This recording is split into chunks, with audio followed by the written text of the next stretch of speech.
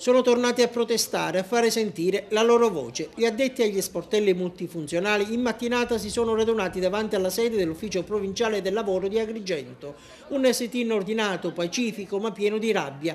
Buona parte dei 150 lavoratori, quella che opera all'interno dei centri per l'impiego, per volontà del competente Dipartimento regionale, è stata messa alla porta e praticamente non è più nelle condizioni di svolgere la propria mansione e i sindacati di categoria non ci stanno. È una situazione ambigua, anche perché insomma in Sicilia la situazione da questo punto di vista in Sicilia è a macchia di leopardo. Ci sono alcune province come Catania, Messina, Siracusa, Trapani, dove i lavoratori degli sportelli sono dentro che lavorano regolarmente.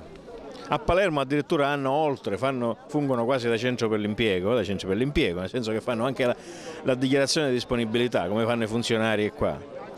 Ma noi ci chiediamo una cosa: la Sicilia è una regione unita, legata all'Italia, che fa parte della Repubblica Italiana, oppure in Sicilia ci sono repubbliche e le province fanno repubbliche autonome? Vorremmo capire meglio questa situazione. Allora ci rivolgiamo al Presidente della Regione a questo punto, perché questa situazione di ambiguità non può andare avanti, perché gli utenti sono quelli che perdono in questa vicenda, oltre che noi che saremo spostati, che non capiamo il nostro futuro qual è.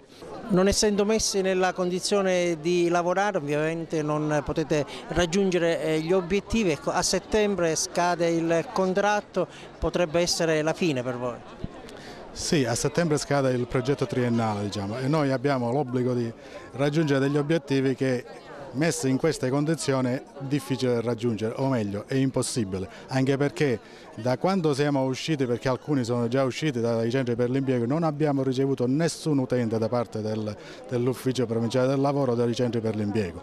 Non solo, è notizia di oggi che i cassa integrati che si rivolgono al centro per l'impiego obbligatoriamente, perché se no non possono godere della cassa integrazione, vengono rinviati perché non ci sono gli operatori che possono svolgere il compito di orientamento delle politiche attive. Cioè voi? Cioè noi.